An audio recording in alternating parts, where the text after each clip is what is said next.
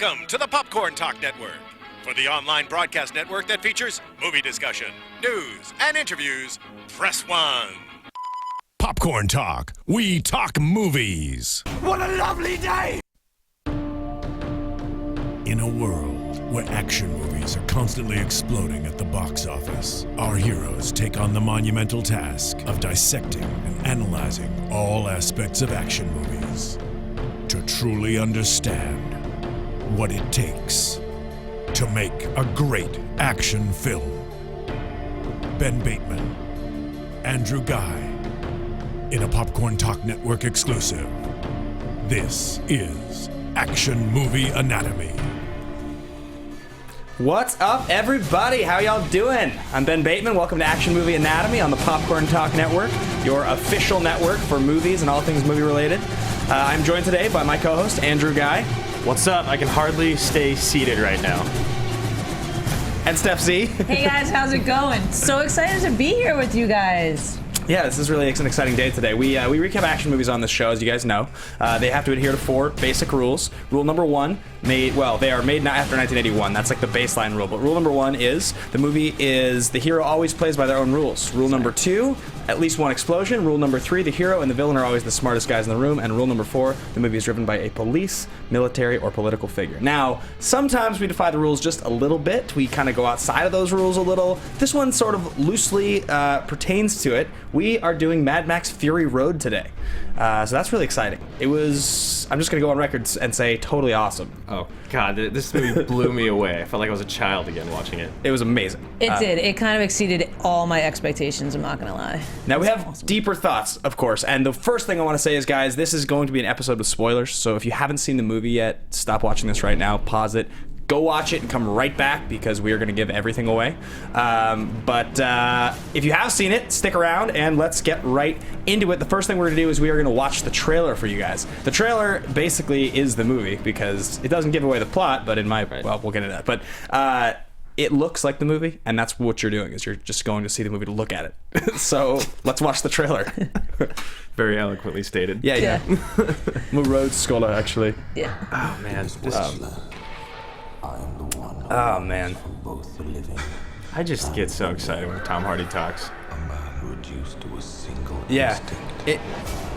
It's nice to hear him use his accent, like his near proper accent. Yeah. You know? Yeah, absolutely. He's such a badass. Oh, he is. I have a total man crush on him. I think the world does right now. I think so. I mean, how could you not? Yeah.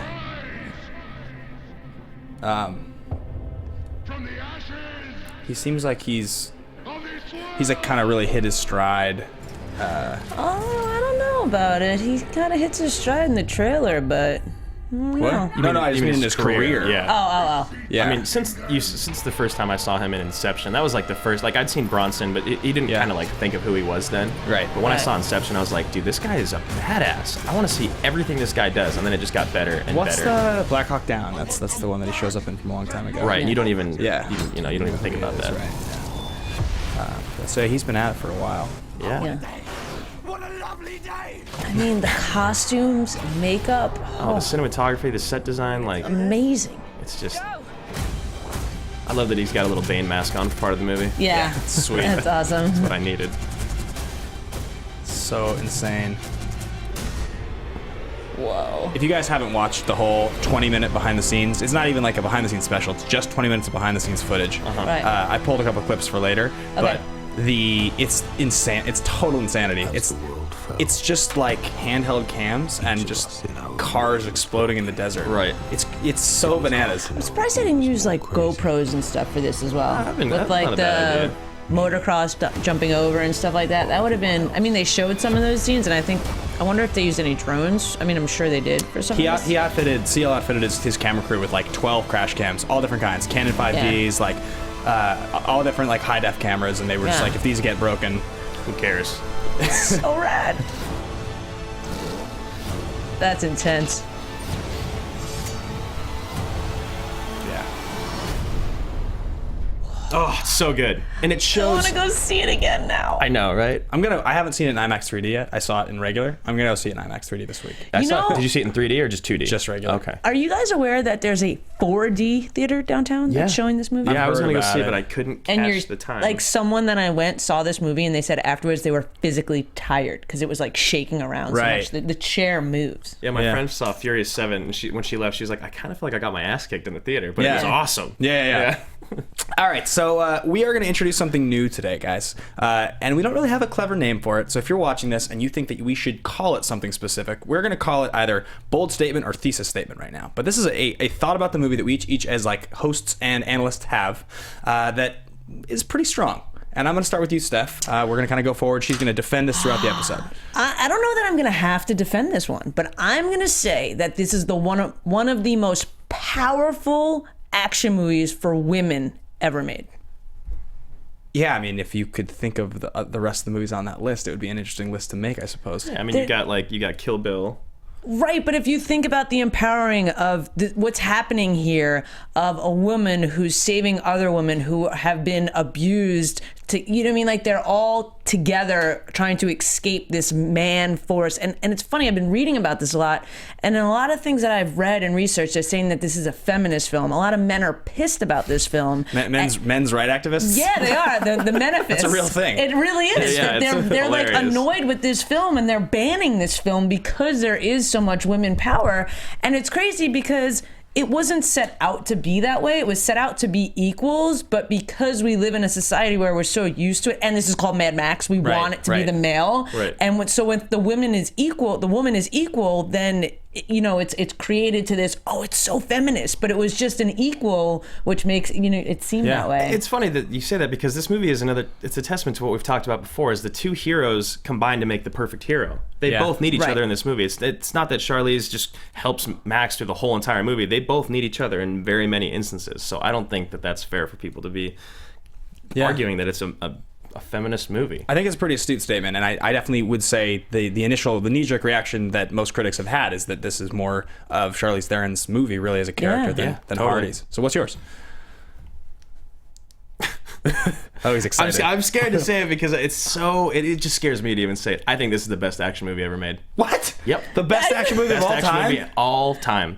This movie is not driven by plot. It's not driven by a great story or great acting. It's driven by just action. It's already in the IMDb's top 25 of their top 250. You look at the other movies on that list that are action movies. Don't even. You look at other movies that are on that list that are action movies. You've got Lord of the Rings. You've got Saving Private Ryan. You've got Pulp Fiction. These movies are all driven by something other than just... You don't even know what is going on in this movie till halfway through. That's when you figure out what the whole plot is. I'm going to jump on your statement because mine is like it's almost like rephrasing the same statement. I just don't go with the first part of it. My statement is that the franchise involvement, the dialogue, and the story are almost totally irrelevant to enjoying this movie. I would agree with that. 100%. It's really just a giant explosion. It's a beautiful giant explosion for an hour and 45. An incredibly well choreographed explosion. Yeah, it actually makes you question the concept of what an action movie really is, and which we've done a lot of that on this show, of course. Absolutely. Because we try to establish the various categories at the end of the show, which will be a really interesting conversation. Maybe it'll be illuminated a bit more for myself by the end of the show, having talked about it some more, but it's hard to loop this in to one of the camps that already exists. What other movie can you think of that exists that is like this movie? Exactly. But I don't know if that makes it the greatest. I think that just makes it... there's nothing, like you said, I'll no agree it's in a class of its own. Yeah. That I'll agree with. But it's difficult to compare it. What can you compare it to? Well, it's difficult to compare it, and I think the reason is because it's almost the bittersweet of the fact that you don't need to relate to this movie to enjoy it, but sometimes when people do relate to the movie, they enjoy it more, and therefore it would make it a more impactful film to be higher on that list. Mm-hmm. But anyone except people who don't like action would like this, and that's, I feel like, what some of the other great action movies do is that plot gets people in to feel some emotion. Right. So if they don't just want to see shit blow up, they're like, oh, okay, there's a story here. Right. So I feel like, I don't know that I agree with that being the reason for that, Sure. But I don't know. I see your point as well. Like I can see both sides. I understand where you're coming from. Yeah. So speaking of explosive stuff blowing up, we are going to get to our fist pump moments. We are doing it at the front of the show today because we are excited about them and we can't wait to unveil them. The fist pump moment, for those that are not aware of what it is a moment where you're watching the movie and you kind of have that subtle, like, yes, this is so awesome. I can't believe I get to watch the rest of this movie right now. You almost feel thankful to be watching the movie. So I'm going to start with you today, Drew. I'm going to go first. Okay. This whole movie is a fist pump moment for me. I know, right? But Yeah. I have two, and I hope I don't take either of your guys's. The opening monologue, even when it's just dark, and I hear Tom Hardy and him talk about, I was a road warrior. Like, Right. I love it. Like, from that moment, I was just like, yes. I don't even know how long this movie was. Like, I usually always look up runtime for 2 movies. minutes. I mean, 2 hours. 2 hours. I just didn't even care. I was just so ready. So from that beginning monologue, and then the next big one for me was when they'd just gotten away, or they're trying to get away, and you see this dust storm coming. Oh, yeah. And you're like, oh my God, what is going to happen in here? And then once you see what's in the dust storm, it gets even better. But just them going into it, and you see like a smaller car ride into the dust storm, it's just picked up and swept away immediately. You're like, wow, this thing is really, really powerful. So those are my two fist pump moments. I'm gonna have to say, I think I might change mine. No, because I have two too as well. But I think for me, it was kind of when Immortan Joe's face got ripped off. Spoilers, guys. I mean, Spoilers. you said we were having spoilers. We already said it. But it was kind of like, are you serious? it It was almost so went great. Tarantino on me with the blood. Like, it went very gory for a second, which I really liked. And I was like, he just got handed his ass. Like... What does she say? She's like, Remember me? You remember me, Remember right? me. Yeah, exactly. So a couple questions and thoughts on that. I want to talk about that scene in just a second, but I'm going to share my fist pump moment as well. I had a few that came to mind while I was watching. So oddly enough, the first one, but I changed it from this. Don't ask me why this is necessarily the reason, but there's that scene when Abby Lee is talking to one of the old women in the desert, and she's giving her seeds. Yeah. I don't know why, for some reason, I was like, this is in the middle of like this absurd... I think it was just the concept you have like the elderly women biker gang. Yeah. And that like, was a moment too. It was like, wait, they're all old women. Yeah, bikers. yeah, Like super that was awesome. like amazing. But I was more just like, maybe I'm just into this movie. So when I really thought about it, I think that my fist pump moment was actually when Immortan Joe and his gang see that Tom Hardy and Charlize Theron and the Warrig are headed back to the Citadel. It's like, they're headed back to the Citadel! Yeah. And then the guitar guy's like, just gets back and immediately just jumps on the up, truck. yeah. The first thing he does, he just jumps out and just... I love that he's there at every moment to set the tone with his heavy metal guitar. It's just so great throughout the whole thing. He's really playing. Yeah. By the way, I was watching behind the scenes footage where the audio is super, super low. It's barely picked up. But if you listen closely, you can hear that he's actually playing guitar. So rad. It's a real thing. It's a 132-pound guitar It's absurd. that shoots flames. It really shot flames. Yeah. It's like a real thing. The whammy bar. Awesome. Oh my gosh. Yeah, whammy The bar. drummers. It was just. I got home and I looked at my guitars and I was like, you're not good enough. I was like, you're not good enough. I'm sorry, I love you, but you're not Put good some enough. sparklers on the end of your guitar. Can I do my fist bump moment, guys? Yeah, please Yeah. do, Steven. All right, I absolutely love this movie. I loved Beyond Thunderdome. I loved Road Warrior is the best Mad Max aside from this one. I gotta say that's my favorite. My fist bump moment was I was sitting in the theater and I got four my friends next to me, and we're all watching this movie, and I don't think anyone's as excited as I am. My girlfriend doesn't even know what the movie's about. But after that first scene, in that 80s style credits just ram right into the screen, I was like, this is a fucking Mad Max movie. I was just so excited. Yes. Yeah. Yeah. You're Unbelievable. very excited. Yeah. Yeah. There was so many fist pump moments. Oh, I like I could said, probably the name like whole 2 or 3 movie, more. yeah. Yeah, it was very like you got out of there like jazzed. Yeah, I totally I agree. was amped. Yeah. I totally agree. But that was why my thought about all the irrelevance of the factors, because I walked out of the theater thinking like, what did I really just enjoy? And I was like, I just watched a huge cavalcade of action, and everything else around it was completely irrelevant to me. It didn't even have to be a Mad Max movie. Did you say you just watched the greatest action movie of all time? I don't know about that. But if you do think back, and I wonder too if, and again, like I'm not trying to be all like women men thing, but a lot of women that I know walked out of the theater not thinking that there wasn't an underlying plot from, and like, again, it came in the middle, but there was a lot of women that have been talking about that they had this equal role. Like even the biker gang being elderly women, so cool. Even when you had Tom Hardy, when they had a few bullets left, and Zoe Kravitz yells, "There's one bullet left," and he like hands the gun to Charlize Theron, and she gets the shot. Yeah. There was a lot of, so I feel like women were more in tune to see that. And I also think, the whole water, especially with, like you were saying earlier, what's happening here in California with the drought, like the human resources and how we fight over those resources. I feel like there is a lot. The blowing shit up totally trumps all of it and how awesome it is. But if, thinking back, or if you see it again because you're not wowed by all that the first time, I feel like there really is a good story here. There's a lot of underlying tones throughout this movie that you are distracted by because of how fantastical everything else is. Yeah, and it's like visually amazing. Yeah, I mean, it is. When we can talk about this more in production, but let's move in right now to star profiles. Didn't you say you want to talk about the death a little bit more? Yeah, we can get that in during. Right, I'm just excited. I'm excited. I'm sorry. Yeah, agreed. So I want to get into star profiles. The two stars that drive this movie are Tom Hardy and Charlize Theron. And I want to look at just a little bit of sort of where their careers were in terms of well-reviewed or similar movies in the few years prior. So interestingly enough, if you look at Tom Hardy, you list The Drop in 2014, Dark Knight Rises in 2012, and Warrior in 2011. There's a lot of other movies he's done in the middle there. He's got like 4, 5, 6 other movies.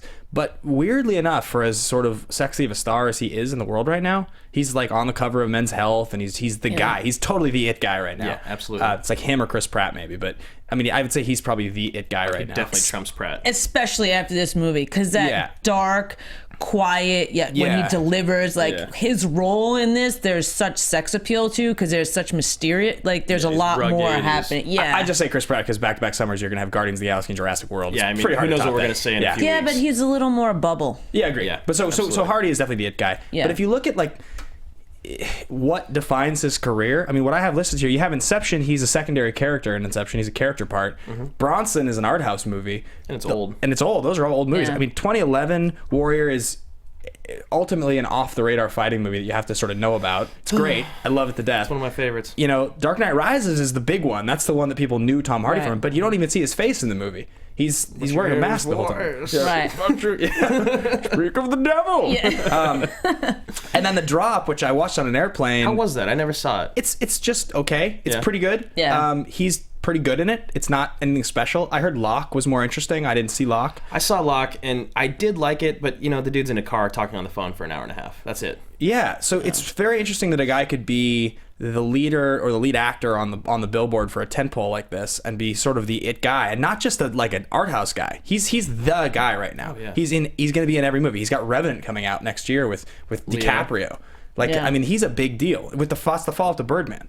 But it's very interesting to me that he is sort of succeeding in this way that only a few guys that I can think of in history, really, movie stars that are super credible, super good looking, they have all the sex appeal, but they managed to sort of be super famous without being cashing in. He totally has that different look than the sex appeal. Like you think about look at Ryan Gosling 2 years ago. Like he was the guy, or even a year ago. Yeah. But he's a pretty boy. Even in Drive. But he's got that roughness about him as well. He's not that same pretty boy as Channing Tatum. But you look at Ryan Gosling and you look at Tom Hardy's body type. Right. Tom Hardy, he doesn't have a chiseled jawline. He's stout. He's big. He's burly. He's rugged. He's a man. He's a badass. Yeah. It's changing.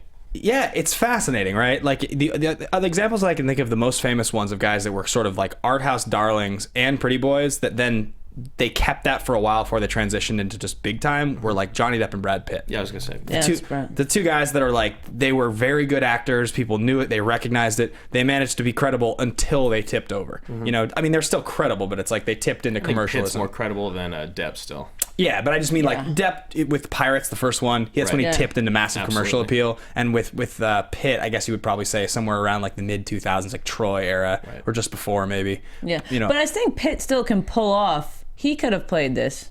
I think he could have. He's got that ruggedness about him that I mean, Johnny Depp, like you're saying, like he had it, but even when he had it, I think Like, you know, if you think about Pitt and like Fight Club and stuff, like Yeah. he has that, because it's almost rugged but slightly deranged as well. What it is Hardy is good at doing that. Yeah. you transition from being not only like a media darling and like an art house darling, you transition into your name on the billboard is more important than anything you could possibly do in the movie. That's what happens. And Hardy is reaching the point where he's going to be that guy, but he's not there yet. So it's really interesting to see this movie. And we'll talk about this more. This was not really, like, the fact that this was as good as it is a complete surprise to everyone. Yeah. It looked horrible. 3 months ago when I saw the trailer, I was like, really? I was like, Oh, I'm completely. You know what? I thought from the beginning, and that trailer is the longest trailer that I've seen. I know they produced 7 for this one, yeah. but I feel like the beginning trailers to me almost. Hear me out before you jump on me.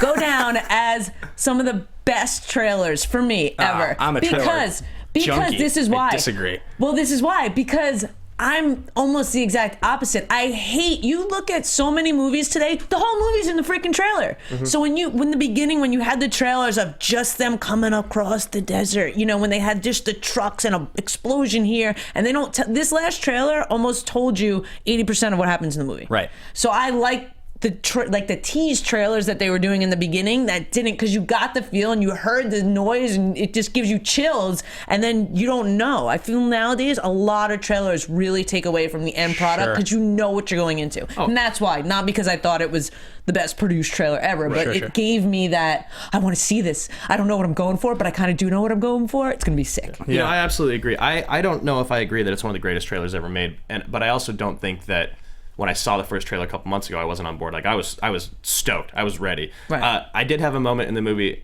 where when he's running and he jumps and he hooks onto that crane. I thought from day one, first trailer, that like that's how he gets away. That's how he gets away in the very beginning. And then you realize that he gets pulled back in. And I really like that, because when I watched the trailer, I was like, oh, really? They're going to show us how he gets away in the very beginning of the trailer of the movie, blah, blah, blah. But no, I love the trailer. I definitely don't think it's one of the greatest trailers ever made, but I do love it.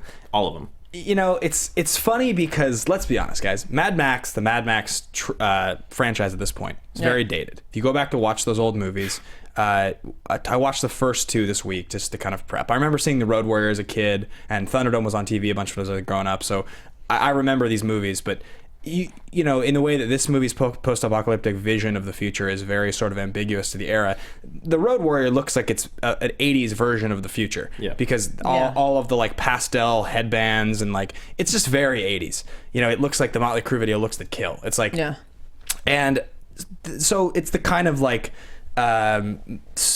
what's like the word you're looking for? It's like sort of like a nerd darling, this trilogy. It's the kind of people that like all these kind of movies, these 80s, very campy, and they have a huge attachment to them in a lot of cases because they grew up watching them. But if you go back and you compare those old movies to this movie, it's not even the same discussion. Like, it's really not even in the same world. Well, I think a lot of that has to do with the costume. There's a lot, you know, a lot of it just has to do with the look of it as well. From that campy look to a more, you know, rougher, edgy, rugged, badass look. So my point is that when I saw you associate those old Mad Max movies with Mel Gibson. Absolutely. They're Mel Gibson He was in movies. all of them. Right. Mel Gibson at this point in his career now in the modern consciousness is kind of a joke. He's not a bad actor. It's just he's not taken seriously in the way that he was during Braveheart era, you know, or these movies. He's not even talked about anymore. Yeah, people just don't care. Yeah. So when I saw the trailers, I was like, really? A studio put money behind another Mad Max movie? I was like, I don't care. Those old movies are campy. I was like, I wouldn't choose to go watch them again if they were re-released. Why would I see this? So for me, I was like, this just looks crazy. I don't know what I'm getting into. But aside from Tom Hardy, which is the reason that I paid attention, which is the reason most people paid attention, I think, you know, anyway, it kind of blew my mind. Let's move on to Charlize Theron before we just go on and on. So Charlize Theron, totally unique actress, like really, and she's amazing. Yeah, incredible. Her 3 most sort of recent hits would be Prometheus in 2012, Snow White and the Huntsman also in 2012, and Young Adult in 2011. Now I wouldn't have included Young Adult because I know it's like not really at all the same genre, but it was a movie some people saw. I've heard people talk about it. People liked it. The Road was a little older. That would be the one that is way more on the same level. She's hardly in that movie, but that movie is phenomenal. Yeah, very good. It's just so depressing. Yeah. It's the darkest movie. Depressing movie. Give me a hug. Yeah, Later. So Theron is significantly, she's not older that significantly, but she's at a significantly later portion of her career than Hardy, for sure. Hardy is really hitting his stride in the last 3 years. Theron is sort of in that she's coasting. Yeah, she's kind of done it all already. She's already won an Academy Award, you know. Like, she's just she could win another Oscar next year if the right part came along. She Yeah. could also not be in a movie for 5 years and we'd probably still see something in 5 years. Right. You know, just be in campaigns and show up to red carpets. That's all it really takes. She's beautiful. Like, she's still beautiful. She'll be beautiful in 5 years. Yeah. Even in this movie where I felt like she had aged a little bit.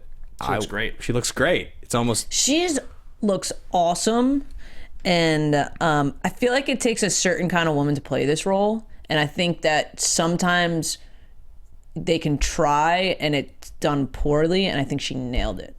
So when we recast this later, it'll be really interesting to talk about because it's very hard to find someone who can fill these shoes. Right. Yeah. Yeah. She's that character in the movie, like we've talked about in Air Force One, Gary Oldman, The Rock, you talk Ed Harris. Yeah. She's the reason that this movie is so great. Even though I love Tom Hardy, and that's because I have like a mad I don't think crush, either one of them fanboy crush. matter. I think you could slot like... I don't know, man. I really think that Charlize really carries this movie. I think you'd get 90% of the same appeal if you put almost anyone in those roles. I don't know. No I don't. way. Okay, so maybe you get the same appeal, but would you get a 98% on Rotten Tomatoes? No way. I mean, maybe the movie wouldn't be as good in that sense. I just mean, Exactly. I think I'd walk out of the movie still being like, I just watched this incredible action movie. I don't walk away from this going, I loved this movie because Charlize Theron sold me. I go, that car chase scene that lasted an hour and 20 minutes basically Right, but if was insane. she didn't need keep them- it going through, it Yep. would have made it more campy and it would have taken away. It allowed it to be on the same playing field with the awesomeness of action. Let me rephrase that. I don't think she was bad in any way. I think she was great. Yeah. I just don't think that she would, in another, like... Oh, I think there's a bunch of she's women not that the could have ruined reason. it. I don't think she's the reason that Yeah. this movie Absolutely. was awesome. I do think women could have ruined it. I just don't think that she is important to the movie's She success. grounds this movie in between the crazy chase scenes, her performances. I mean, when she finds out that the yeah. city's gone, that scream she gives out in the desert, she's a phenomenal actress. Yeah. She Phenomenal. brings this movie together. Yeah, I agree. I definitely disagree with you, Ben. I think that she is. Yeah, I'm pretty sure she's a key point. A cog in the machine. Yeah, without her, this movie isn't this movie. She's one of those rare actresses that, despite she's able to play within 10 or 15 years of her age, it feels like, because I feel like young adult she plays someone who's like 29 or something like that, and that was like a couple years ago, or Right. 31 or something, and she looks totally totally believable. But not only that, she's such a, like, besides her age and her look, she's such a well-rounded character. She allows herself to go there. Yeah. And she doesn't care. She's strong in this movie. She's vulnerable. She's tough. She's everything. She's all the... She She does gets it all. emotional. Yeah, it's like she uses everything in her for this role. And I feel like not a lot of actors are that good at delivering all that in something, especially with the conditions they're filming in and all that. Like, she's... I don't know. I think she's one of the most, she's definitely one of the most physically commanding, just in, like, the way they did with her eyes, too. Yeah. Like, really, really a physically commanding presence. So that, I think, sells her more than most people on screen. But I don't know that her performance is as like, paramount to it. But anyway, let's move on. Let's move on to production development. I want to talk about how this movie got made. And it's a really interesting one, just because there are so many... I mean, there are parallels to the old Mad Max movies. The wonderful thing about this is that this is truly, they say from Mastermind George Miller on the billboard, it's the same production team that did the first 3 Mad Max movies. Yeah. It's the same, he produced it with the same people. Even some of the actors are the same. It's people that he's used forever. And it's incredible because but if you go back and watch those old movies like I just did, there's not as many parallels as you'd think. Like, in terms of, like, oh, this is a nod to this. There's like 2 or there's 3. Like A couple, the music box, The music whatever box, it is. yeah, There's that like he gives- things here and there. Because I went back and watched. I was able to find Mad Max on YouTube. Yeah. And first of all, it was pretty tough to watch after watching Fury Road. And The first one you're Yeah. in? Yeah. Road Warrior is definitely more enjoyable. But yeah, you're right. There's really not that many things, parallels, if you will. Yeah, I mean, there's you said the music box, and he still has the brace on from when he gets shot in the leg in Mad Max, and there's a few things. One really cool thing is that so Hugh Keays-Byrne, who plays Immortan Joe, Yep. is actually the actor that plays Toe Cutter in Mad Max. Yep. Yeah. So he's the villain in both movies, different character but same actor, which is kind of fascinating. And the great thing is at the end of Mad Max, when he's talking to Mel Gibson's wife, who gets run over by a motorcycle, goes under the wheels, if you will. He says to her, he's making a joke, and she's like, he says something about if I took your face off. He's like, if you've got this sense of humor, but if I took your face off, that's what Toe Cutter says. And then it's ironic that he gets his face ripped off, Yeah. and, 30 years later. So anyway, that is kind of interesting. But so let's just first talk about George Miller. So Miller is a guy who had gone to medical school. He was working as an emergency room doctor in the 70s, and he met this guy Byron Kennedy, and he met him in, I think, they worked on an experimental film together in 1971, and so they decided to start kind of working on. They won some awards, young filmmakers and things like that. And this is in Australia, mind you. So they work on things together. He graduates. He starts working as an emergency room doctor. They save a bunch of money. They spend most of the money they have with Kennedy Miller, which is their production company they create, to make Mad Max. And they make it for, we'll talk about the budget later, but $365,000.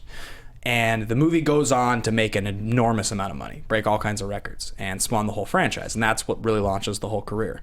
But had this movie been a flop, George Miller would have been a doctor. Right. What a terrible thing to fall back on. I know. He was a doctor. He was working in emergency exactly. rooms. That's incredible. Yeah. I think when you say mastermind George Miller, it's just, this movie just epitomizes that, man. And even in Tom Hardy at Cannes Film Festival, he apologizes publicly. Yeah. He says, there was times when we were shooting the movie and it just seemed so complex and so just ridiculous. It was too much for what was happening. Like, this plot is so simple and so linear. Why is all this happening? And then the first time he saw the movie, he was like, I immediately had to apologize to George because I had no idea what I was talking about. This is a masterpiece. It is totally insane in that sense. You think about every one of those stunts. I was talking to you guys during the trailer, but I'll say it again. If anybody's interested, just YouTube behind the scenes Mad Max Fury Road, because the first YouTube video is just handheld footage of 20 minutes of just a cam just on behind the scenes, and it goes chronologically through the whole movie. Yeah. And it's so crazy. We'll show some of this a little later, but it's like they do 90% of the stunts in this movie. 90% of the stunts are done practically. Crazy. And they are insane. Yeah. Which is a testament to you, Academy, right now. This is me, Andrew Ghai, talking to you, Academy. Listen up. Give us a Stunt Coordinator Academy Award. This movie is insane. How can you not give credit to these guys? Yeah. 90% of this is real? Are you kidding me? I'm floored that doesn't exist. Yeah. They voted against it in what? Did I say? 2011, I think you said? Something like that, yeah. Yeah, definitely. Crazy. Pretty nuts. So George Miller makes this movie. His next two movies are made with Kennedy Miller and Byron Kennedy, who unfortunately dies in a helicopter crash in 1983. Right. So he's working on this movie. Doug Mitchell comes on. It's another guy he knows. Kind of replaces him in terms of the production development, the partner. They do all three of the movies together. And from that point, after 1985, he doesn't do another Mad Max movie until this one. So there's a massive gap. There's a 30-year gap. And some of the movies that George Miller wrote and directed are going to kind of blow your mind, listeners. So to name a few, the ones that are like dramatic or interesting that you might be like, okay, I could see. He does, in 87, he has Witches of Eastwick. Which is the last R-rated movie he directed. Yeah. Right. 30 years ago. Almost. Which kind of makes sense. Yeah, Witches of Eastwick is good. I wouldn't be crazy about that one. I'd be like, okay, that makes sense. He did that. He does Lorenzo's Oil in 1992, which is, that was a movie that it had some Academy Award nominations. Exactly. It's well respected. Here's some of the others. He wrote Babe 1. He wrote and directed Babe 2, Pig in the City. Phenomenal. He wrote and directed Happy Feet 1 and 2. That's amazing. Happy Feet. Yeah. So here's a good piece of trivia. Didn't get that one an Academy Award, right? Happy Feet. Yeah. So he was all set to shoot this movie, Mad Max, because he's been working on this movie for 15 years. Yeah. He's had the concept for a long time, and he was set to start shooting. He came up with the idea in 1998, and he was going to start shooting in 2001. Unfortunately, September 11th happened. Yeah. So the U.S. dollar plummeted, and he couldn't get financing, and he had to direct Happy Feet instead. Right. That was the movie that he started working on instead. They were like, sorry, you can't make Mad Max, George. Can you make Happy Feet? Okay, I'll do Happy Feet. Sure, that's a good thing to do. It's a good comp. He's gone on record as saying that he doesn't feel, and this is not a direct quote, but he's gone on record as saying that he doesn't feel there is an enormous difference between directing a Mad Max movie and a Happy Feet. It's all just story. They're all the same to him. Which I think is pretty interesting. Yeah. That's really interesting, because I would assume Mad Max would be a lot more fun. I mean, anyone. I mean, maybe not anyone, but come on, like, I feel like everyone likes an explosion, everyone likes a firework, everyone likes a boom, What a lovely day!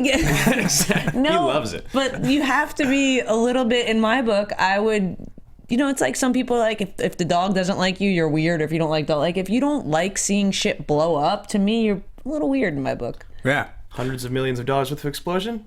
dancing penguins. Yeah. Which one? It's crazy. So, Yeah. so this movie went through a number of iterations while he was working on it, but different casting choices Right, and 'cause different in production dates. 2003, they were going to try to do it again With Mel but Gibson. With Mel yeah, Gibson, with yeah. Gibson, but then the Iraq War happened, and shooting in Africa was just not possible. And he got Yeah. pulled into Passion of the Christ. And Yep. he was Yeah. starting to become And a very controversial exactly. character, and Miller didn't want to have to Deal do the with movie that. with him. So we talked on the Edge of Tomorrow episode about Bruce Berman. Bruce Berman is this crazy producer in Hollywood. I think he's the CEO of Village Roadshow, Yeah. and he has directed. We named him last time. I'll list the same ones: Produced. I'm sorry. Yeah. American Sniper, Mystic River, Ocean's 11, The Matrix, Training Day, and about 90 other movies. Yeah. Edge of Tomorrow. I mean, the guy is. I nicknamed him Bruce. All I do is win Berman on our outline here. You gotta Right, chuckle it's with true. that. Yeah, he doesn't lose. It's like 9 out of 10 movies that he'll sign on to make or put money behind. He as an EP, he just wins. Yeah. Right. I mean, this movie, think about this. 30 years later, we're going to revive a franchise that starred one actor who's incredibly controversial and no longer relevant. We're going to go off of a script that is comprised of 3,500 storyboarded panels. Exactly. Before there was a script. It was Before there was a just storyboard panels. Yeah. Basically just a giant chase scene. I mean, Miller was ready to make this thing as a 3D film. He was going to make it as a 3D animation. Yep. Right. He almost did it. So you as a producer have to say to yourself, this sounds like a good enough concept. I'm going to put a bunch of money. They spent $150 million on this movie, by the way. Yeah. I'm going to put a bunch of money behind this. It's going to succeed. The guy is unstoppable. He's a Bruce genius. Berman. Yeah. I feel like we should have like something on this show called like the Berman rule or something like that. Like Yeah. if he produced it, it's allowed winning. on the show. Yeah. yeah. Or like would Berman, like what would Berman do? Yeah. You know, like WWBD. Yeah. Amazing. Find me a producer who has a more impressive filmography, and my mind will be blown. Yeah, totally. So then you have Ian Smith as another guy. He's a Scottish producer. He did the only reason I mentioned him. I mean, there was like 9 producers on this, I think. But Ian Smith had worked on Children of Men, Cold Mountain, Fifth Element, some movies that in some ways have similar feels, epics, post-apocalyptic. He kind of understood it. He's won awards in Scotland, so he's a guy worth mentioning. But ultimately, the thing I like so much about George Miller and about Byron Kennedy Miller, which they added. Byron Kennedy Mitchell, because Right. Doug Mitchell's the other producer. I like that it seems like he's sort of a family-oriented production guy. Like he likes to use the same people. He works with the same team. A lot of the people that have worked on those old movies have worked on these. If you look through the producers of all those Happy Feet and Babe Pig in the City and all those movies, it's a lot of the same people. Same writers, same producers. So that's really cool. The guy's 70 years old. It's amazing to see that he could keep his career together for this long with the same number of people and have another hit. And it's his most visually striking movie that he's ever made. It's incredibly respectable. Yeah, very, very cool. So that's like his directing credits. You know, obviously he wrote and directed the first Mad Max and Mad Max 2, Mad Max 3. Right. And you talk about the original Mad Max costing 300-something thousand. Yeah. And this movie was made for 150 million, Yeah. which without inflation is 300 times the budget. Right. With inflation, it comes out to be like 150 times the budget. Yeah, Right. something like Which that. is just insane. Like, Yeah. absolutely insane. Like, and that's why I think when we go back to watch the old Mad Max, it's really hard to hop on board with it after watching this movie the same week. Yeah. Right, but that's not what they're meant to do. I mean, I know you both are Yeah. saying that, but in the 80s, it was great. Oh, totally. I totally it's agree. like, It's just it's been dated. everything's changed, and so is everything, but it's still it still stands alone. And that's the thing about this movie too, for me, is yes, we've all seen the old ones, but if you've never seen a Mad Max movie before, this one kind of stands alone, and you don't need all of the backstory. It completely not at stands all. alone. Yeah. There's no backstory to this. Yeah. That's what I'm saying. I think that's why my comment about its relation to the franchise. It's not a Mad Max movie. There's almost nothing about this. It's a reboot that isn't a prequel or a sequel. It's not. You don't even They know just if it's the revisit. same Max They or not. revisit a few things, but it's not. Miller says in interviews, he says that this is supposed to be Standalone, right? Yeah, it's not supposed to take place in the chronology of the story. It's just supposed to be. It's like they got the band back together and made a new movie. Yeah. Because even some of this, I had heard it's supposed to take place 40 years later. That doesn't make any sense if he's the same age. There's one theory that the kid from Fury or from The feral child. Yeah. from Road Warrior with the feral child with the boomerang. That's actually who he is because he has the music box, which wouldn't make any sense because he says he used to be a cop. The kid was never a cop. Right. You just don't know. So anyway, that's sort of the production development. We'll get a bit more into Money. Yeah. And so we should mention it was filmed in Namibia. over, I think, 120 days. There were a number of reshoots, script revisions, though the script was pretty small to begin with. They were going to shoot in Broken Hill, which is in South Wales, basically Australian countryside. But because there were heavy rains that year, and it turned into a very sort of like lush green desert, they had to move it. Yeah, that doesn't work really for this movie. No, you can't do it. Wouldn't be the Which same. is great. They also shot this movie in sequence, which you Yeah. almost never see Yeah. in movies ever anymore, especially a movie like this. Right. It was shot in sequence, which I find that incredibly fantastic. Like, that's just very impressive to me. And also, they had, 5 camera crews going all at the same time? Yeah. Like, instead of just, Team A and Team B, there was, 5 teams going all at once, all shooting at the same time, all in unison. Like, that's, again... George Miller's a genius. Well, so one thing that he was saying in an interview that I watched, and again, I should have direct quotes, but I mean, they're long. So to paraphrase, what he was essentially saying was that one thing he learned with animated films was that when you choose with an animated film for a specific shot, it's your perspective on that exact shot, right? So I know exactly where I want to shoot this frame. Right. He said shooting with animation, or not shooting, but creating animation was one of the most illuminating things to him in terms of camera movement. So a shot could look so different by just moving the camera from one angle to another, from further away, from closer in. You could get so much more emotion. You could get so much more out of a shot with just moving the camera. And I think it's really evidence that, he comes back to do this movie after doing a couple animated films, and this is what he gets, is this total bananas insanity visual masterpiece. Yeah, and he was telling his cinematographer, keep that lead, or the actor, the one that you're supposed to be focusing on in the scene, in the crosshairs of the camera. Right. And this was something that the cinematographer wasn't used to. Like, he's cutting off actors on both sides of the screen all the time. But the reason is that this movie is so high octane, there's so much going on all the time, that if the lead or whoever you're supposed to be paying attention to is in the center of the screen, it's easy to follow. And that's one thing about this movie, with how much that's going on in this movie. And mind you, there's so much going on in this movie that the CG that was used was to take out real explosions, real stunt explosions, because it was too visually stimulating. Yeah, 90% of it is real. So the CGI is, so you take out explosions, you take out the wires for the stunts, you take out Charlize Theron's arm, and there's the lightning storm. Yeah. Everything else is real. It's all Which is practical just stunts. incredible. Yeah, watch that video, guys. It was like my jaw was dropping. I was just like, I could not believe you guys were jumping motorcycles, over moving vehicles, and the guys on the poles. The bending poles, that was the coolest best thing. That was the best. Yeah. I kind of want to do that, and I want to be on the front of the hood. Yeah, I want to be a hood ornament. So we'll get to that in a second. I do want to quickly touch on box office. I want to be a hood ornament. I love it. Box office and critical. So Warner Brothers makes this movie, $150.4 million, opens against Pitch Perfect. 44 million domestically opening weekend. Pitch Perfect brought in 67. That's kind of unfortunate. It is, but Mad Max did beat Pitch Perfect worldwide by $2 million. So that makes me happy. Sure. That kind of won in the end, I guess. But it makes sense. Totally. Maybe it's unfortunate, but it totally makes sense. Mad Max and what it was in the past, which again, we've all decided it's not, trying to be that again. But you think about it, a lot of people might be like, I might not understand that. I don't know. Pitch Perfect, so many people can enjoy it, and it's a larger demo for Absolutely. that movie. Just totally being makes sense. PG-13. And I'm sorry, Pitch Perfect 2 was amazing. Just gonna say it.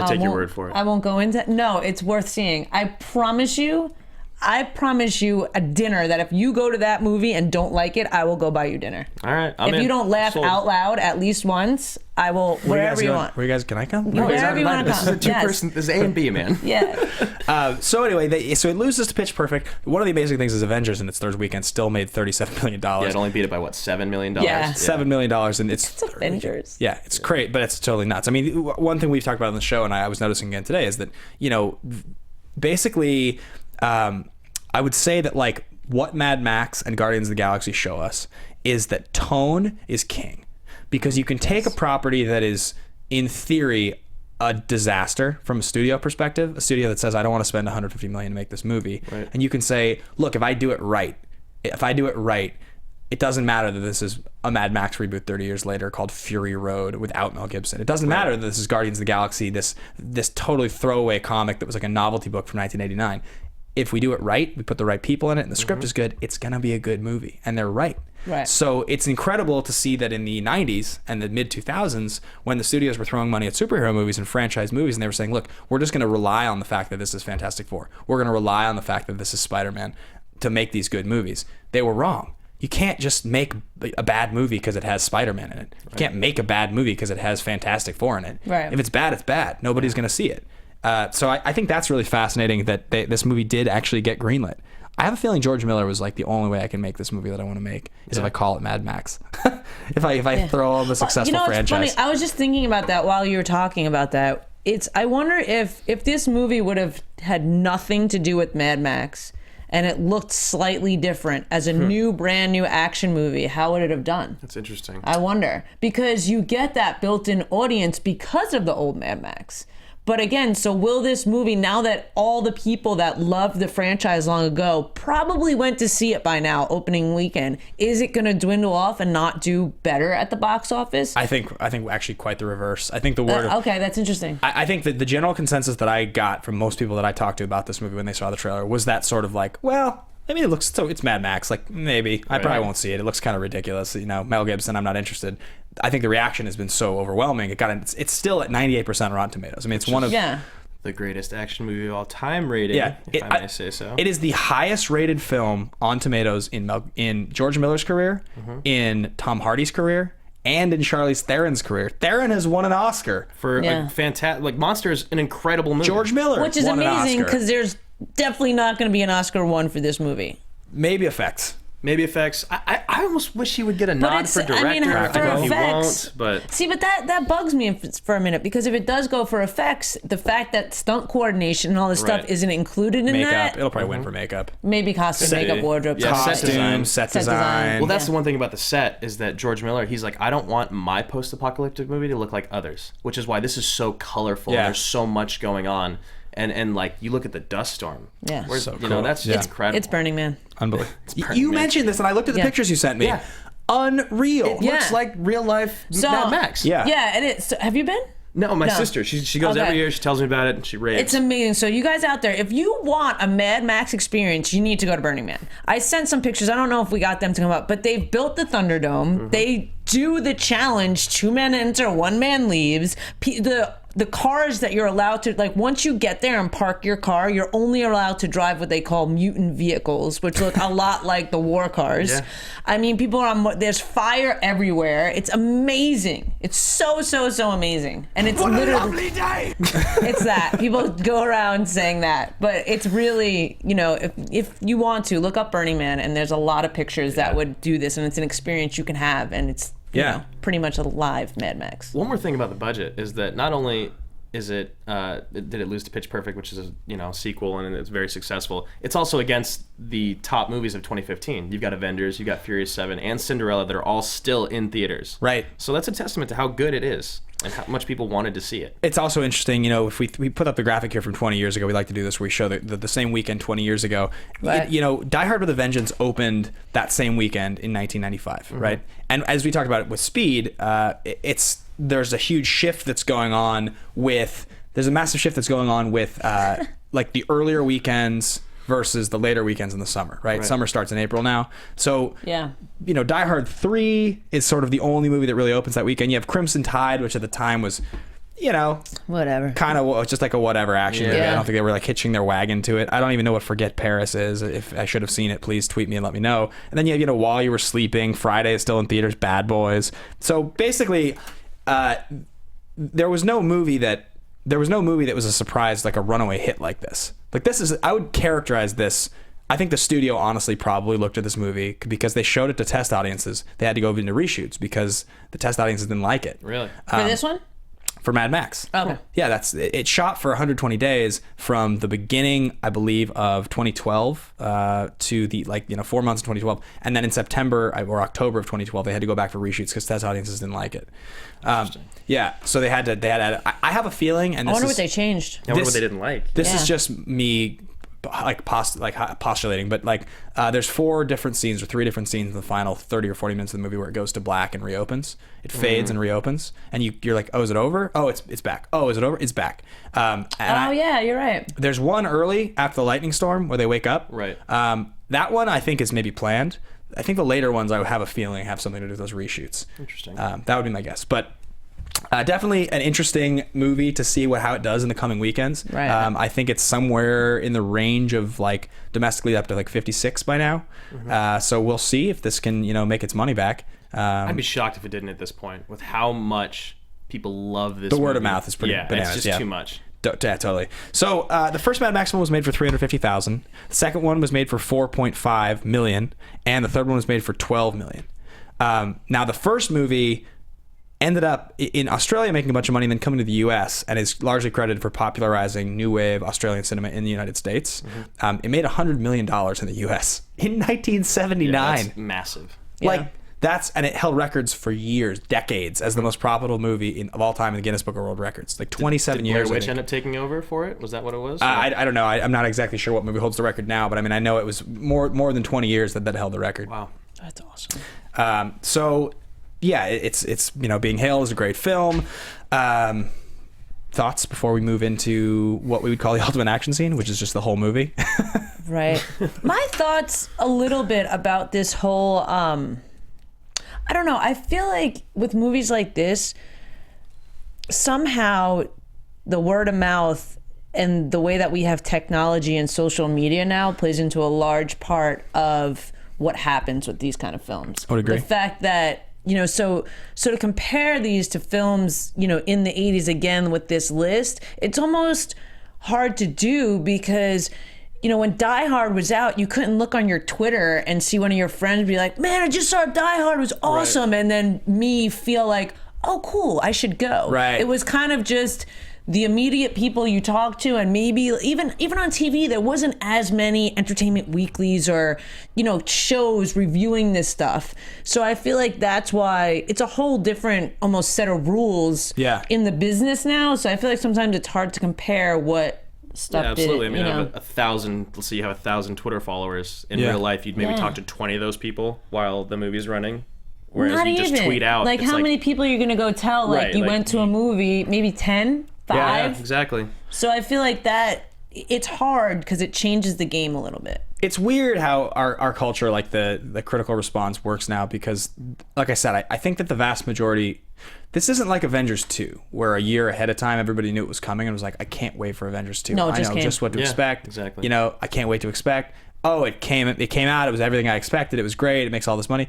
This movie was like, I feel like the only reason we're talking about it is because it's awesome. We wouldn't be talking about it if it was bad. If it was bad, it blew the world away. If it was bad, it would be that movie that flopped that we didn't care about. Right, as in if the Avengers 2 was bad, we would still talk about it, and we would have talked about how it was bad. For this, It just would have okay, let's talk about a different one. Wouldn't even be on the show, yeah, exactly. Yeah, we wouldn't even talk about doing it. I agree with you. So I do think that that's really interesting, and that's the power of social media. So we normally do the sort of the entire action, or we do the ultimate action scene here on the show, where we talk about what we think is maybe the most difficult scene to shoot or the most interesting or memorable scene. We'll kind of break the whole thing down. This whole movie is that scene, really, aside from 25 minutes roughly of like a little bit of dialogue here and there. That's dispersed throughout the film. Yeah, and it's so short. Most of the movie is just a huge chase scene. Yeah. And so there's just a bunch of notes that we took that we just sort of want to talk about. Things that you might not know about shooting the car chase, some of the more like miraculous stunts. The first one that comes to mind for me are those poles. Yeah. So I have a couple behind the scenes videos that we're going to roll for you right now. And kind of chat over, but there's no sound on them, or that it's extremely muted, so you can just sort of see a few things that's going on. You guys haven't seen these? I haven't yet. I'm excited to watch them. Yeah. So a couple things, like, oh my God. So the guys, this is them practicing, and then you a couple, like about a minute here, you're gonna see them actually driving doing this. That's just insane, man. I so want to go play. Look at that. Yeah, like it's like you talk about 150 stunt performers, some of whom were Cirque du Soleil members, which totally makes sense. Oh, they had to be. Some of whom were Olympic athletes. Yep. I mean, that's the kind of person that's doing something like this. Just the core strength to be able to do that, and pick someone up. It's just, oh my gosh. It's totally insane. Like, mind kind of blown watching it. I was just watching this, and as I was saying, my jaw was just kind of dropping. Look at this. That's real. Those are real people. Audience, those are real people. I so want to go do that. Do you guys not want to be on that? Real people. Am I the only one that feels that way? On driving cars with poles. So that's like sort of the scope of what they are working with on this movie. Right. That's essentially, you're in the desert and you're with 150 stunt performers, and the stunt team with cameras they have like something ridiculous, like 18 cameras, all different varieties, crash cams. Well, because you never know what you're gonna get. Right. You can't physically know exactly how that scene's going to look when you're dealing with all these variables and you're actually using human beings, not CGI. So that's why I'm sure they want so many cameras, and you only have a couple chances to do it right. God forbid somebody gets hurt. You know what I mean? So I feel like that makes sense why they have so many cameras. Well, and it's also insane. Like, so John Seale's the cinematographer, and he had worked with Miller in the past. Yeah. Who came out of... Oh, is that what you're going to say? He came out of retirement to do this movie. Mm-hmm. So, he must have had so much faith. That's an Oscar. This might win Best Cinematography. It could. It should. Could, yeah. To be able to envision the way you're going to shoot something like that, some guys swinging on poles and the way this all works, and string the whole thing together. And as we said, before the script was ever created, there was a 3,500 panel storyboard, just an animated storyboard. And Miller at one point was going to make it into a 3D animation based on the storyboard. Mm-hmm. The actual shots in the film end up being almost exactly 3,500. It almost matches exactly. That's amazing. Yeah. So a couple other things to point out. Miller invited playwright Eve Ensler to act as an on-set advisor. Vagina monologues. Yeah. So she was impressed with the script and with the depth and the feminist themes, and she was seen on set like counseling and consulting people, and like just sort of it's just sort of a funny thing to think about, that you would have somebody this like women's strength, power type of personality on set. I disagree with you, because you think it's a funny thing because you're a dude. Like, to have these women have to to have these women have this counsel, to have to let them know what to feel like. She's taken experiences from like these women that are raped and beaten in the Congo, and showing these other women who are actors that hopefully have not dealt with this stuff, how to act, mannerisms, this, that, and the other thing. Like, I don't think that's crazy at all. What I do have to say about that, though, is that I feel like all the women other than Charlize are overly sexualized, and they're kind of cliche characters. You have like the warrior, the fighter, the caregiver, the lover, the mother. Like, they're just so one-dimensional to me. I was actually surprised when I read that she'd come on, because I don't think that... You're talking about the models? Yeah, the models. Yeah. I don't think that they were... I have to argue to that. I have to argue that, Andrew, because if you look at it from a standpoint of who they were at the beginning of the film, they were one-dimensional, as they were only the sexualized females because they're in the brothel. Right. That's what they're supposed to be.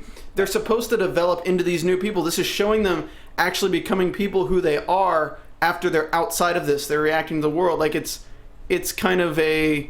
Like, it shows their character development. It's not creating one-dimensional characters outside of that. It's actually allowing them to develop into two-dimensional characters. So you have to see that development from 1 to 2. I do understand what you're saying, but I don't think that these women portray women that have been beaten, raped, and in prison their whole life. I could see that. I understand. I could see where you're going with that, but even the struggle, like if you allow that, and even the struggle of when at one point, I forget which one it was, but she wants to go back because this other life that they're trying to create is hard. So it's like you're actually thinking of going back to a man who's raping and beating you, which is a theme that not a lot of women, but women deal with. You know what I mean? Like, there's a lot of stuff in there that I feel like having her on board, probably helped out. Because it's almost like when you have a police scene on a medical show, like you have a real cop there to make sure it's legit. Sure. It's kind of like that. Yeah. It's like professional consultant. Right. I just mean it's like when you watch this movie and watching the behind the scenes and thinking about how insane and intense of a shoot this was, the idea of having an award-winning playwright that is like on set, like the vagina monologues is so far from Mad Max in my mind. The concept of the two of them together, not that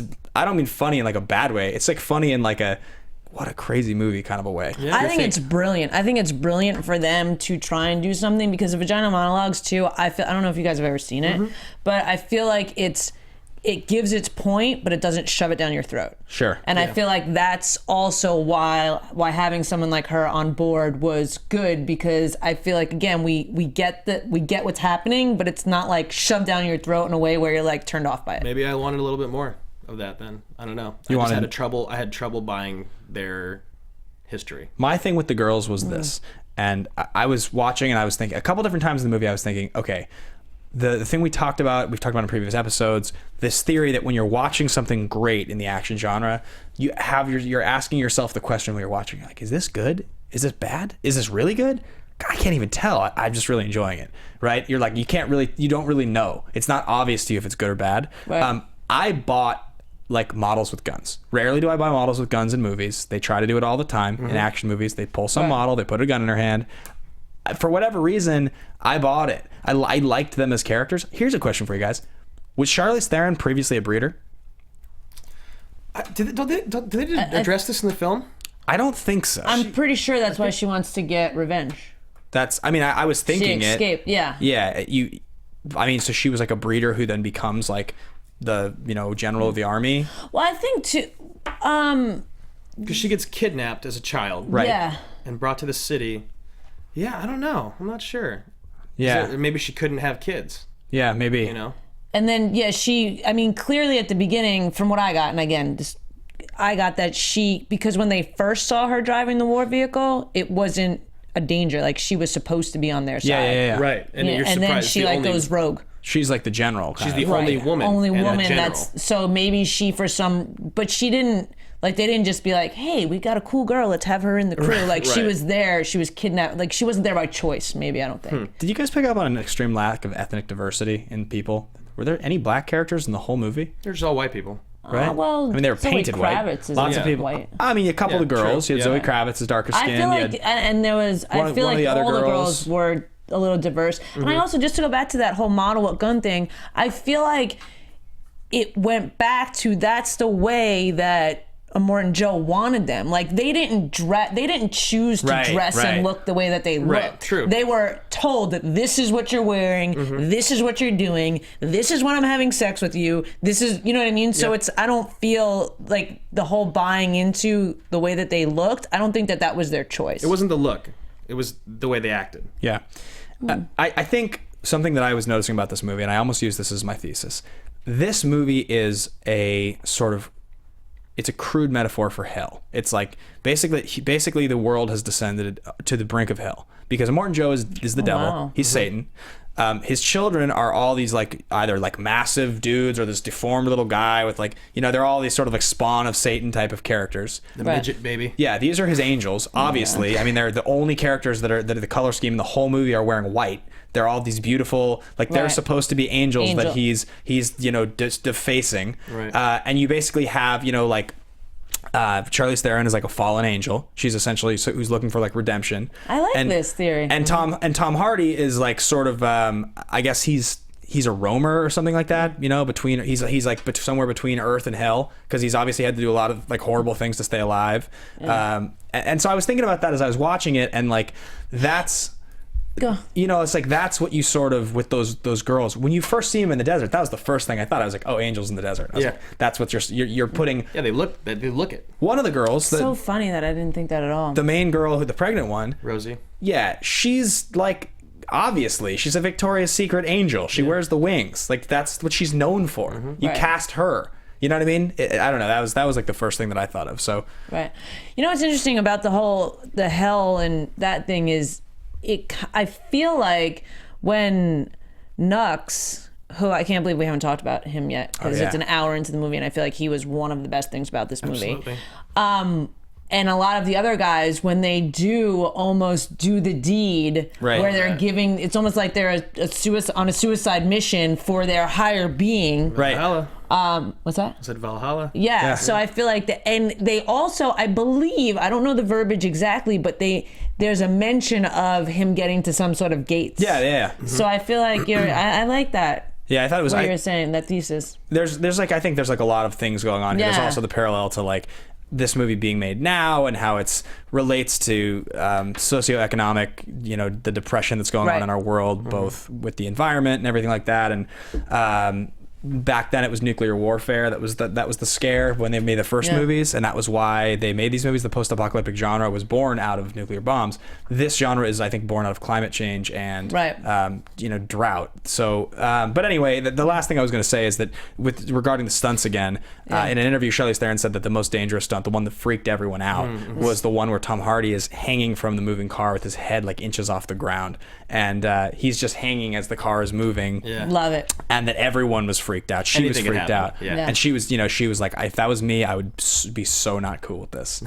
I believe was the quote. So Tom Hardy's such a badass. One more thing real quick about the girls. It's funny because I'm usually that person that watches movies like this and sees the girl where they just have like the hot girl that can't act or something. And it's funny because I didn't think that once in this movie. I didn't think like, look at these bitches that can't act and they're just there to I was on board with them. I can't. I agree. Same. I was totally on board with them. So, okay, we're running a little short on time, so it. we are going to get into recasting some of the things we do at the end of the show here. But before we do, I wanted to say to you guys, please subscribe to us on YouTube, find us, comment, subscribe, rate on iTunes. It helps us do what we do. It helps us stay high in the ratings for to continue doing this show and other shows like it.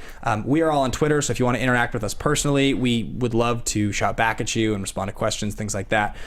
So yes, please find us online, and without further ado, let's get into favorite line. Okay. I'm going to let you guys go first on this one. I'm going to hold mine back. I'm gonna let Steven play mine. Steven? You ready? Yeah, we're ready. What a lovely day! I'm so sorry. What a lovely day! I love him. I want to go find him and hug him. I think he brought so much to this movie, and his arc and how he started off like wanting to die for this god, then coming around to saving the other team, quote unquote. It just, for me, his character was great, so I had to go with something that he said, and I feel like... Yeah, I mean, don't get me wrong. I like him in X-Men, but this is a total change in his career. This is going to be that movie that changes his career. Yeah. He's phenomenal in it. You love him the whole time. You don't want him. You don't want to hate him. Yeah. Ever. You never do. He's just determined and dedicated to his leader. He's not a bad guy. And then when you finally see that switch, exactly, you see that switch, you're like, oh, good. I wanted to love you this whole movie. And then he sacrifices himself.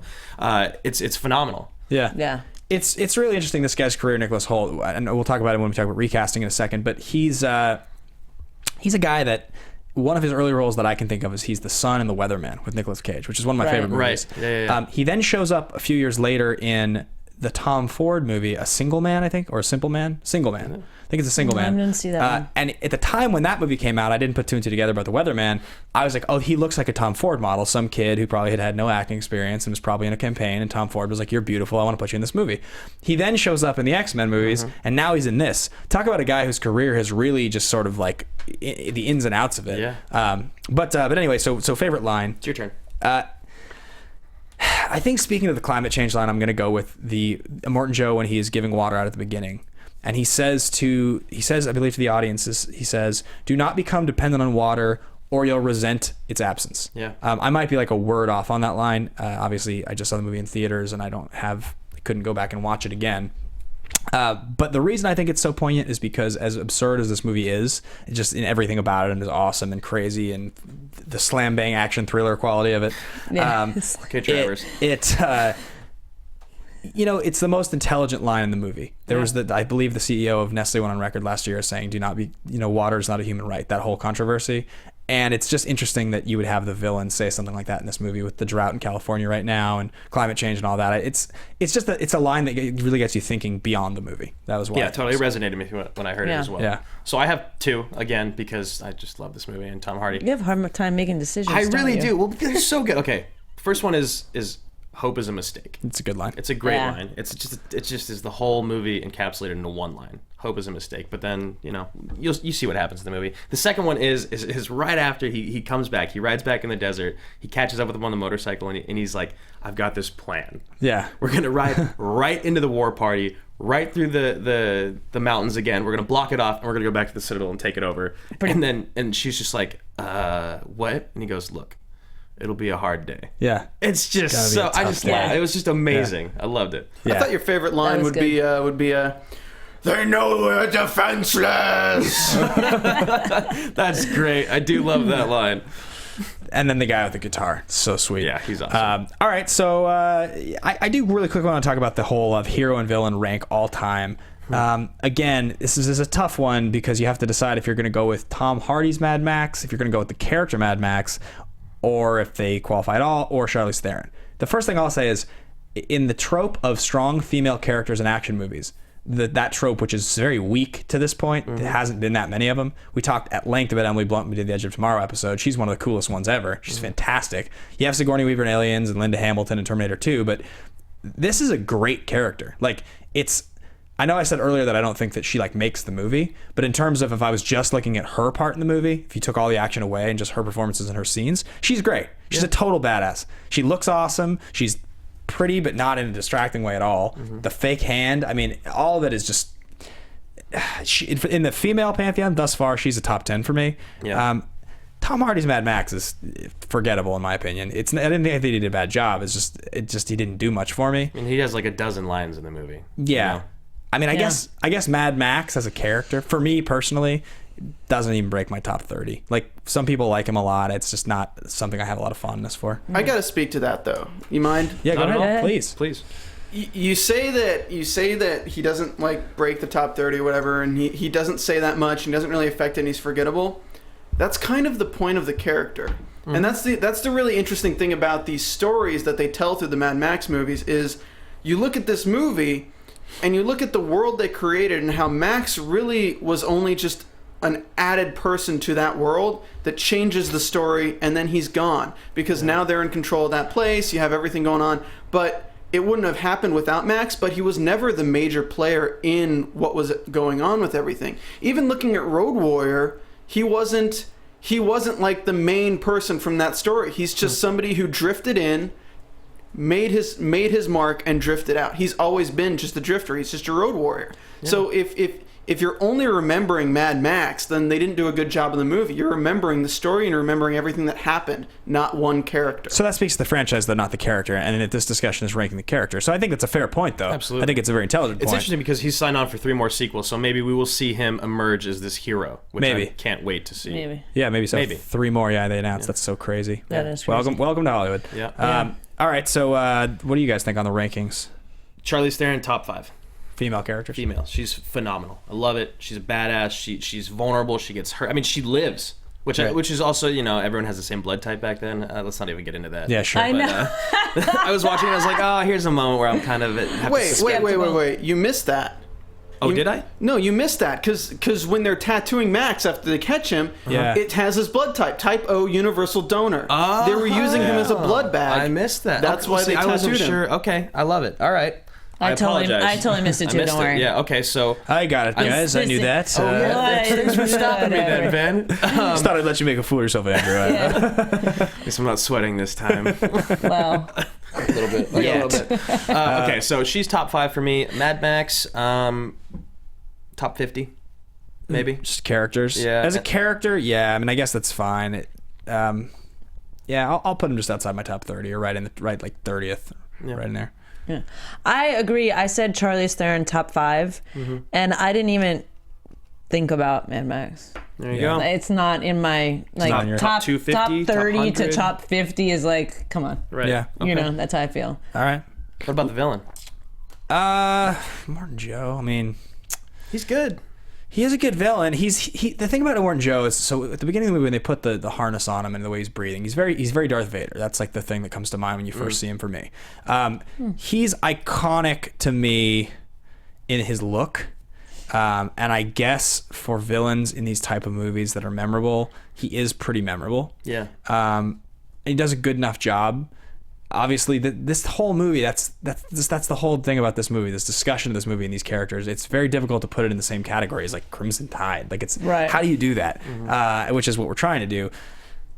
If you're just going generally, I guess I'll give Immortan Joe a top 20 billing because I think he's a pretty sweet villain. Yeah. But Really? What? I don't know. I want to hear what she has to say. go ahead. now. Yeah. No, I agree with you. He looked cool, but like, how are you a villain and you get your face ripped off? But that's the best part. Like that's when you But know to me, someone's he a good wasn't villain. like I wasn't scared by him. Yeah. I wasn't creeped out by him. He didn't, like, it was more of, they're all coming to get us, and then there's 3 different ways they're coming to get us, and we're escaping. Like, he was kind of creepy, and especially at the end when you see, I mean, I guess creep is a characteristic of a villain. right. But, you know, especially when they capture the one, sorry, her name's escaping me, the pregnant girl back again, Right, and they're yeah. trying to take the baby. Like, that's all creepy and scary, Yeah, but yeah. it wasn't like the Joker, or it wasn't some yeah. sort of, like, it didn't continuously be like, where's he at? Is he coming? It was more of the true. whole Yeah. message. So I kind of put him not even in my radar. Like I said, he's visually iconic to me. He's visually amazing. He's memorable for me, but he's not great. Yeah. So that's top 20, top 25. It's just difficult. It's hard He's to think of memorable guys. the way he looks, but he's not memorable for me for the way he made me feel. Yeah, that's fair. That's fair. I'll put him in the top 25 because look, he's got all this water. He's not giving it to all these people. He's got all these women locked up. He cuts open the woman that he cares about the most because he's carrying his son. This dude's a bad dude. He's not a good guy. And then with him getting his face ripped off in the end, some of my favorite villains of all times, their deaths are awesome. Like when that death happened, I was like, yes. Right. You know, along with like Joaquin Phoenix in Gladiator, you've got General Hummel in The Rock. Right. Like there's these villains that when you watch them die, you're just like, yes. Yeah, right. And I had that moment with him, and I think that's a testament to him being a great villain. So I'll put him in the top, 20. I'm going to do 20. All right, fair enough. I'm going to, in context of the conversation, I'm going to drop him outside my top 30. Oh, great. You just de-sold me. Let's Good one. let's get into recasting, everyone's favorite part. And for this exercise, guys, we always say with fist pump and recast, we want to know yours as well. So please comment on YouTube if you have a set of actors you think would be better than our recasts. Just type them up and send them in the comments, or tweet at us. Either way, we'll give our Twitter handles at the end. Recasting the 3 characters of Tom Hardy, Charlize Theron, and Nicholas Hoult. Go ahead, Steph. For Charlize Theron, I could recast Scarlett Johansson. Okay. For Nicholas Hoult, I would recast Jake Gyllenhaal. Gyllenhaal now? As Nicholas Hoult? Did you see Nightcrawlers? I get what you're saying about Nightcrawler, but He's not young or innocent enough. He's not like sweet enough. Yeah. He's not. But Shaved head Jake Gyllenhaal would just look weird. But that's what it is. Have you not seen the previews for his new boxing movie? Yeah. Southpaw. He looked kind of... Anyway, and I know you both disagree with this one, but I definitely think he could pull it off. For Tom Hardy, Jason Statham. Oh, no way. Yeah, I don't I think buy he it. could pull Not it for off. a second. Who do you got that's ridiculous. better? No, who do you got that's better? Hey, you got one more, and then I will tell you. No, I just who's gave you better. my that's all 3. three. Oh, she did. I'm sorry. Yeah. To say attention. what you were saying earlier, I love when you guys comment on YouTube Yeah. about your recasting. It is so fun to read what you guys have to say. I always look forward to commenting back. Mine are Paul Dano for Nicholas Hoult. That's pretty good. He's kind of Weasley. He's kind of creepy. I think he's a phenomenal actor as well. Sure. So I think he could fill almost any role. Emily Blunt Yeah. as That's Charlize so Theron. cliche. She's It is. in everything. She is, but you know what? She's 2 inches shorter than Charlize. She's a few years younger than her. She's a badass. I Yeah. can totally see her playing this role, and I think she'd look See, good I with don't a think shaved head. I couldn't see that. Fair Emily enough. Blunt, you're saying? Yeah, I don't think I could see her playing this role. To me, I think she's too pretty and frail. I was gonna say she's too She's frail. pretty and frail. Like That's Edge of the perfect Tomorrow, role. she's like so small looking. But She's very a fragile. badass. well, she's a complete She's badass. total badass. She's the but Full she's Metal bitch. Yeah. Kind of like a She's amazing. flower. Okay, all right, that's fine. And You're wrong, AJ. You are not. You Your suck. opinion is No, wrong. I'm just kidding. And I'm going to give a little shout out to Steven here. He said Natalie Portman. I could almost hop on board with that as well. thought about it 'cause the like shaved that. head, you Yeah, thought she's about it, good. yeah. She's good in V for Vendetta. The last one, and it's interesting because Tom Hardy was actually considered for the role of him in the new Terminator movie, is Jai Courtney. Oh, I'm not familiar with Jai Courtney. You know who he is if you saw him. He's the guy in the new Terminator. He's been in other action movies. He looks a lot like Tom Hardy. Okay. He's in the Die Hard. I think the most recent Die Hard. Oh, that as, guy. as Bruce Willis' Yeah, son. yeah. I know you're talking They have about. a very similar look, demeanor, body He was in type. Jack Reacher as well. Yeah, exactly. Right? I think he'd be a great replacement. Real quick, but I don't know that we mentioned it earlier, so make sure we touch on it. That at one point Heath Ledger was also Yeah. Yes, he supposed to was. be, Yeah. which I think he would have, of course, done great. Yeah, absolutely. Yeah. Okay, let's see what you got. Making fun of mine, Jason Statham. Jason Statham makes any movie a good action movie. So I went with Scarlett Johansson as well. I think that's a really, really good choice. Good one. After Almost as good Lucy, as Emily Blunt. after Lucy, like I think shaved head ScarJo. Like I think she would just. ScarJo. I just said that. Out loud. Hashtag ScarJo. I think Wow. she'd be really, really good. I said Sam Worthington for Tom Hardy. Him and Eric Bana were both rumored to Yeah. be the role, and they both denied that they were ever involved. I mean, Worthington is. It almost feels cheap to say it, just because he looks and feels so much like that character. Like that's like what he's done with his career almost to this point. Yeah. Do you know what I mean? I don't think he's burly enough. His role in Terminator Salvation is essentially just like Right. he would just be the same. He would act in sort of a similar way. And then I went with Anton Yelchin. I like him. Little I think skinny. he's definitely done that. Little skinny kid. Fair enough. The one thing we haven't seen out of him is that we haven't seen that intensity that you see out of this guy. But then again, this guy is sort of fake intensity because he's just sort of pretending. He's a little boy. Yeah, so Anton Yelchin, I think he'd have to like put a little size on, Yeah. a little bit. But I think he could do it. He Right. looks innocent enough. So yeah, that's my recast. Sweet. Jeremy Renner was pulling for this role. Yeah, What would you he was guys have thought about campaigning that? for it. I saw that. What would you have thought with him in that role? I think Renner could have probably done it. Yeah, the more stuff I see with him, the more I like him. Yeah, I loved him in The Town. I think he could have done it. I'm glad that he wasn't in it. Well, the one last thing I was going to mention that I forgot to talk about, really different than most of the action movies that we're used to seeing. The first hand-to-hand combat in this movie doesn't happen for 90 minutes. Well, isn't there hand-to-hand combat in the first 2 minutes when he's running away? Yeah. I mean, maybe it's him like pushing people, but in terms of like fighting, Kicking. Yeah, he punches a few people. I don't know about that because I was like, I noticed the distinct difference when he's standing on the tanker and he's fighting with the guys and he's kicking and punching and ducking and like hand to hand like you see in these movies that we're used to seeing all the time. I was like, oh, that's interesting. Like we've seen a bunch of cars. And it wasn't as much of a fight as it was a struggle when he was trying to get away. That's when you're talking about, right? Yeah. When he was in the water and he was like fighting them off as much as a fight. Yeah, because we're used to these movies, people standing in place and fighting. Instead of him like taking out all 8 of them, he was trying to get away from them. Okay, I understand that. I see your point. But anyway, that's the final thought of the day. Yeah, nice. This was a long show, but we had a lot to say. Very passionate. It was about a good one. Very good movie. This was a good one. I can't wait for the next 3 installments. So the last thing to do before we sign off, we'll be quick about this, is we have to establish which category this fits into. And the 3 categories that we deal with every week are totally ridiculous. That is fall off a cliff of absurdity. Face Off comes to mind. Totally legitimate, which is like sort of like Die Hard, The Fugitive, movies that are like very bankable and could have been nominated for awards. And ridiculously legitimate, which is the hybrid category. It seems like most of our movies fit into that category because that's why we choose them, which is the perfect combo of the 2. So this is a really tough one to categorize. I'm gonna let you guys go first. Totally legitimate. Big surprise from the guy who thinks it's the greatest action movie of all time. Look, man, they did 90% of the stunts on their own. Steven saved my butt back there talking about his universal blood type. They put in the work to make this movie believable. Yeah, it's awesome. Totally legitimate. I'm gonna agree. Yes. I think it might be the one thing we agreed on all day, but I kind of am on board. No, we did. We totally did. We agreed on a lot. I kind of. Yeah. It's like borderline ridiculously legitimate, but it's teetering towards totally for me. It's so hard because I want to say it. It's totally ridiculous. What? Get out. What? Get out. We need a new lead host, guys. If you sign up on Twitter, YouTube, iTunes, we are hiring a new host. It's totally ridiculous. And this is a tough one because it's not in the middle category. It's really not. The middle category is reserved for movies that are a hybrid. This is way in one direction or way in the other, depending on how you want to perceive the movie. I think that you could easily make the argument that it's totally legitimate because it's beautiful. It's a masterpiece visually. Right. It has all of the things that you guys are categorizing it for correctly. I agree with. But I think that the movie is so absurd. It's such an absurd movie. It's just a giant action sequence for 2 hours. You got to remember, we only do movies on the show that qualify as being like, you're like above the norm if you're in the categories. So it being ridiculous doesn't make it a bad movie. Like to me, Face Off is an awesome movie. It's a great movie. I love Face Off to death. It's just that it's totally absurd to watch.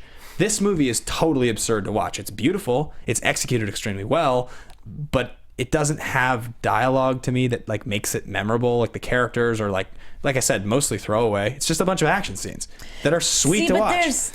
I think the thing that keeps it out of that category for me is that little bit of plot that's there. I mean, they're chasing them for this fuel that they need, which fuel and runs the world pretty much. Yep. There's drought, like the things that keep it in sense of what it's really like. I get that it's a huge big action scene, it's a big car chase, but they're chasing for this, I forget exactly, is it the petroleum? No, they call it something else. They don't call it gas, but they don't call it oil. They have a fuel. Like she's supposed to, like they're fighting and she's supposed to be able to get away from this and have the rocks come down and be safe because she delivers this thing that everyone needs. It's just fuel. It's just straight it was just fuel. I thought they called it something in the movie. But I feel like that's what keeps it legitimate.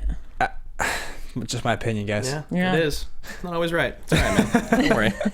All right, well, that's going to pretty much wrap it up for Action Movie Anatomy, Mad Max Fury Road. That was a really, really awesome, engaging, long conversation. I hope you guys enjoyed it as much as I did because I had a great time. If you want to follow me or my co-hosts here on Twitter, Instagram, Facebook, etc., here's where you can find us. You guys can find me on all the social media platforms at IAMSTEFZ. At Andrew Ghai, that's GHAI. And once again, guys, please rate, subscribe, follow on iTunes, YouTube, whatnot. I am Ben Bateman, Ben Bateman Media on Twitter, Instagram, and occasionally Periscope. We will see you next week. Thank you so much, Steph. From producers Maria Menounos, Kevin Undergaro, Phil Svitek, and the entire Popcorn Talk Network, we would like to thank you for tuning in. For questions or comments, be sure to visit popcorntalk.com. I'm Sir Richard Wentworth, and this has been a presentation of the Popcorn Talk Network. Views expressed herein are those of the hosts only and do not necessarily reflect the views of the Popcorn Talk Network or its owners or principals.